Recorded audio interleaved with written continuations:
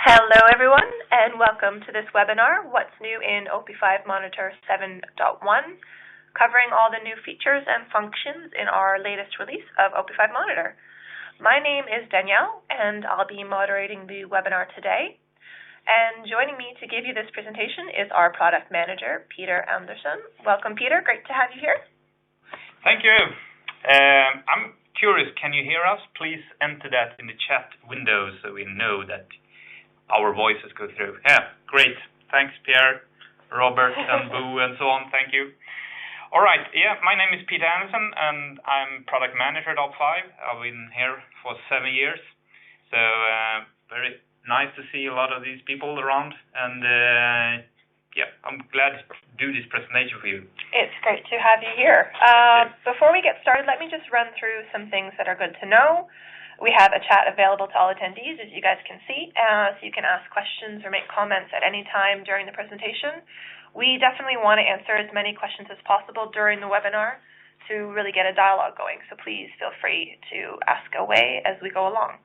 The webinar is also being recorded, and the recording and the presentation deck will be made public and sent out to you in a few days. After the webinar, you will see a short survey, which we'd love for you to fill in, to give us feedback, what we're doing right, what we can improve on. We would really appreciate it if you could take your time. It won't take long. Okay, let's dive right into the presentation now with Peter. Go ahead, Peter.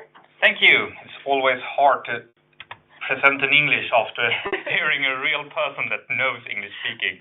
But I do my very best, and if you have any questions, do not hesitate to ask that in the chat window.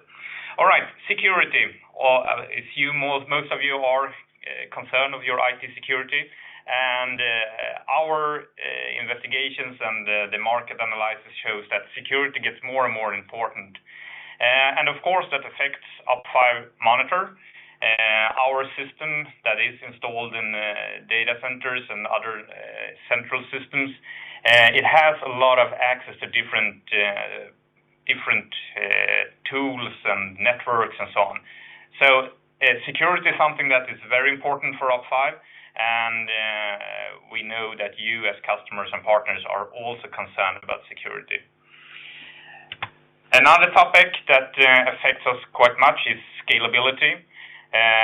You probably all have seen graphs like this, that everything will explode. We have new things called Internet of Things and other things. So I'm going to show you a little nice picture of something that affects me and my network at home. Yeah, I call this grass cutter, but Danielle told me that it's the wrong, it's lawn mower. So this is my lawn mower at home. It cuts my grass, and the interesting thing with it is having Wi-Fi to it. So it connects to my Wi-Fi at home, uploads data to the cloud, and then I can use my mobile phone to control it and set start and stop time and things like that. And of course, this affects how many devices are connected to our networks. And this is a, stupid example, but it's a very good example of how many things that are actually connected to the networks, and this is exploding. And when talking about security and scalability, normally when people talk about scalability, that is almost always about how many devices can you have connected to this, or how many devices could this handle, or whatever. But one very, very important thing when you talk about scalability is also manageability. If you can monitor thousands of devices, but the GUI gets uncontrollable, it's still not scalable. So what we have worked on quite much is also the manageability. You as customer and users should have the possibility to handle all this of information. And it's always a balance between usability and security, of course. If we create a system that is 100% secure, it is probably not usable. So it is a balance, and we have done quite much work on it, which I will focus on later on. And of course, usability. All the time we try to make the system more and more usable, so you as users should be able to use the system as fast and efficient as possible. So the focus area when we created 7.1 has been security, scalability, manageability, and flexibility. a lot of itty at the end, but I think you get the idea. All right, start with security. We have done things under the hood. We changed a couple of processes from that was running as root to non-root. One example of that is Merlin. Merlin is the central process that communicates between different op5 monitor systems. So if you have peers and pollers, you probably have heard the term Merlin. So what Merlin is doing is connecting over the network to other op5 systems. And this is very important at our possible attack point. So if that gets breached and it runs as root, it is a big problem. So what we have done is removing the root, the access rights root from it, so it's not running as root anymore.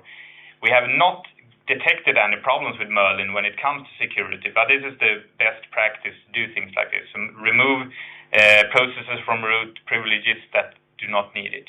BSM, suppose most of you are using it, business service management, where you define the bridge between technology like printer 1 on floor 3 and connect that to, this is the printer that prints our invoices and are connected to our ERP system. Things like that is done in BSM module. That has also been running as root, so we removed that. And also some components in RRD. RRD is the graph engine. So we removed root access from there as well.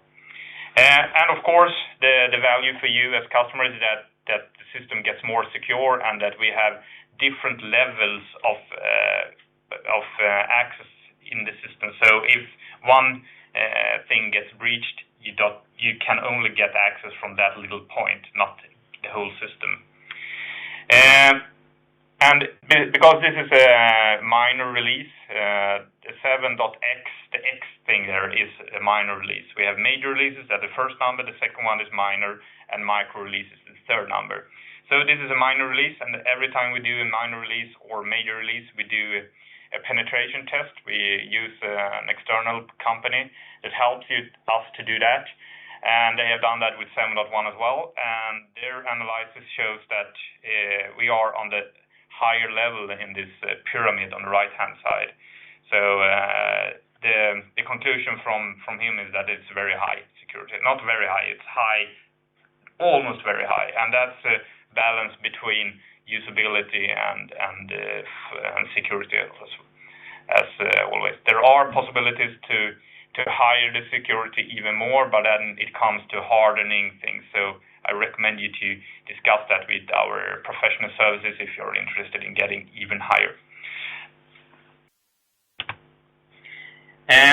So usability, we have done changes in the menu. I don't know how many of you have updated our reports when we look into the repos.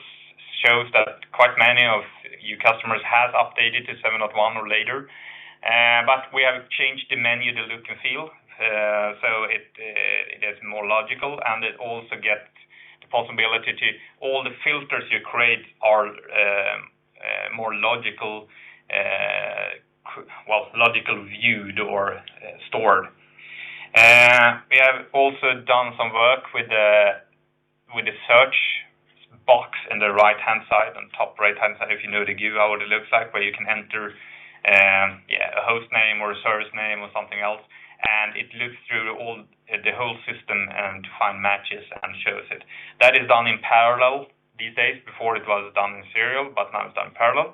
And a very unscientific test shows that I did a couple of weeks ago was that shows that I did a search for critical. It went from 24 seconds to 4 seconds in my home system. Merlin, we think eat our own dog food is a good thing, so we have also done that. So nowadays we moved the proprietary logs that Merlin created into syslog, so you can use a syslog server like op5 Monitor or other syslog servers to get Merlin logs. And by you doing that, it is quite much easier to detect the problem by having a filter and get alerts on that by using the regular notification system. Another thing that we have done is also set something called per command rights. We got a lot of feedback from customers saying that, yeah, well, our network operations center persons, they should not be able to schedule downtime on a host. They should only be possible for them to acknowledge a problem. And the other way around, the people out there working with the machines physically, they should have the possibility to reschedule, check, and so on, but they should not be able to turn off notifications and things like that. So we have created a much more granular methods of setting these arguments, and that is marked by the yellow squares. So please take a look in that, and if you have any feedback to us, I'm very glad to have that, because this is something a lot of people have requested. So we are very interested in getting feedback on what is your opinion. Did we do it as you wanted, or could we improve it even further? We have done some rearrangements of the menus where you can, when you look at dig into a certain object on the right hand side, there was a long list, and the list was what, in my point of view at least, it was quite unlogical. What was the order of them? So what we've done now is making it more logical order and have even some grouping that makes sense.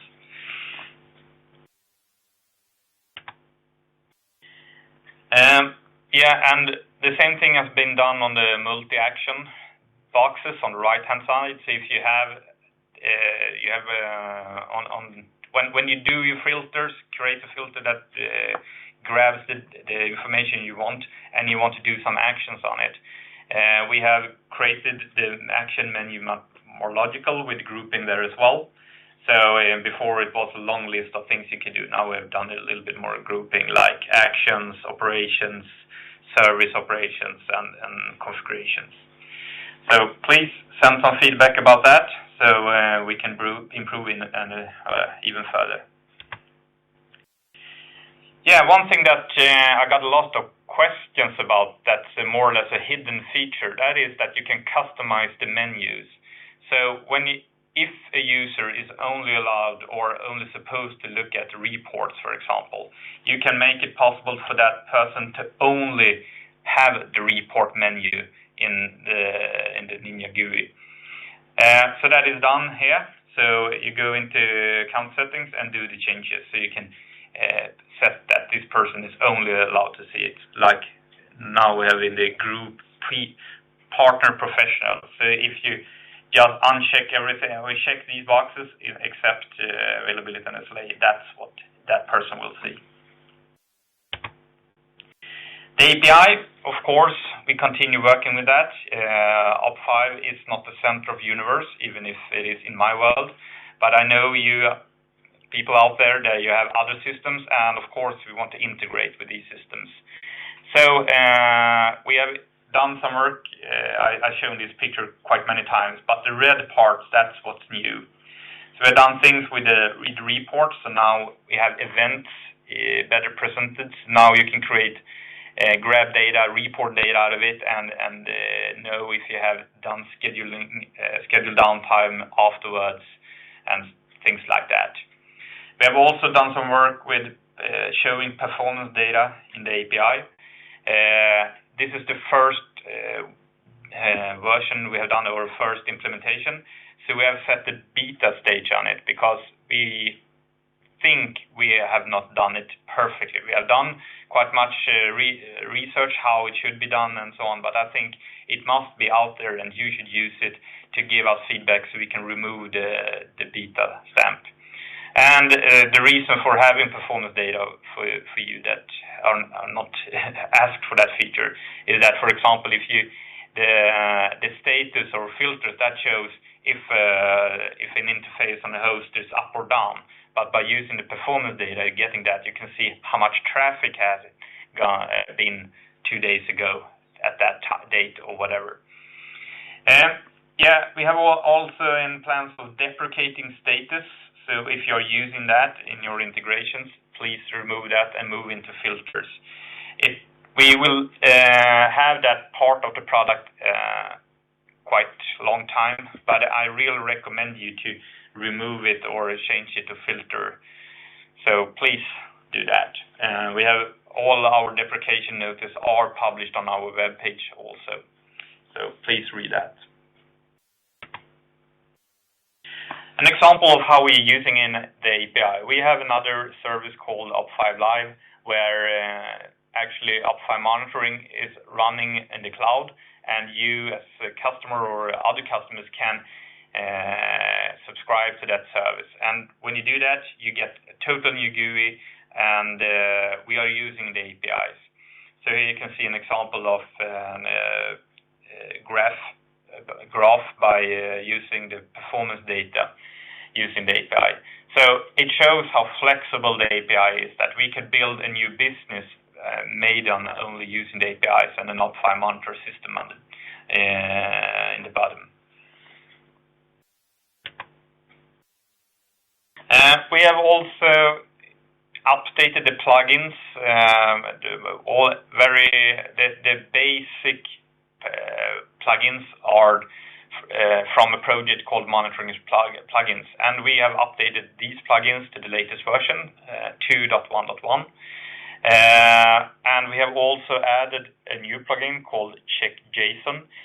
Very many integration points using the API is JSON APIs. So we have a standardized plugin that can attach to an API and ask for information of it. Like if you are a hospital, for example, probably you can see how many people are waiting in the waiting room because they are, and then you can monitor that if that data is provided by an API to the hospital system. So you can get that data into op5 Monitor and monitor that. And if it gets into critical level, please, a lot of nurses and so on can go to the waiting room and make the queue shorter. All right. So to summarize the presentation, it's more secure than ever. We have worked much on the scalability and usability, and I think it is the best version of op5 Monitor ever. I always think that when we have released it, so new version, and that's very important for us to always improve. And the only way to improve that is by getting feedback. So every bug report, everything you report to us, that is read and taken care of. So please continue that. Without you, customers, we would not exist. So we are very glad of getting feedback.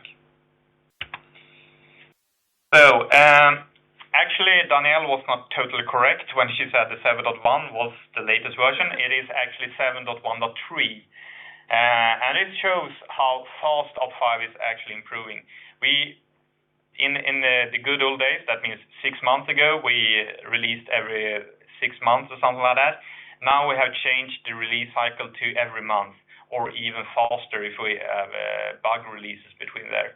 So we have actually, after we done the 7.1 release and had a webinar on that, and this is the recap of the people that could not attend to that webinar.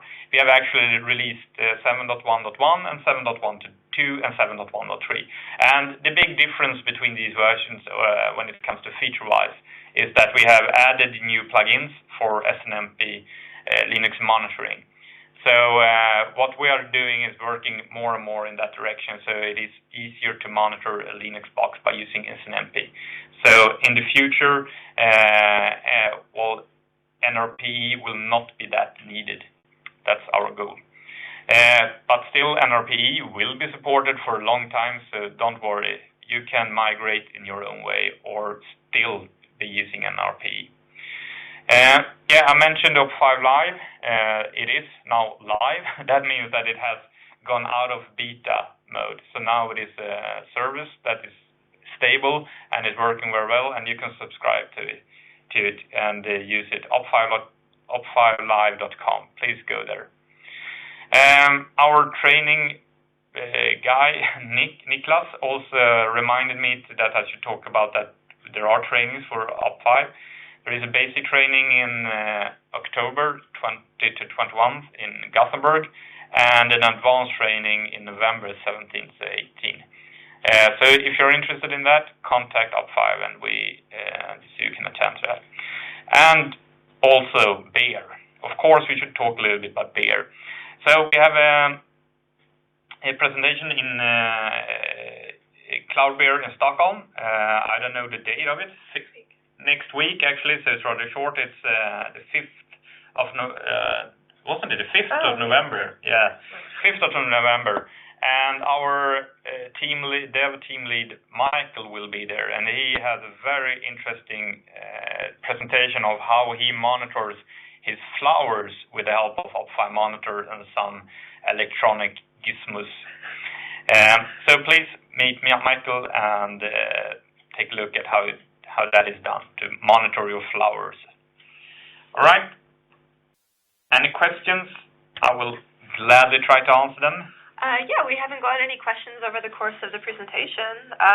So if anybody is wondering anything, here we go. Martin is asking, will it be possible to add own widgets to the tactical overview in the future again?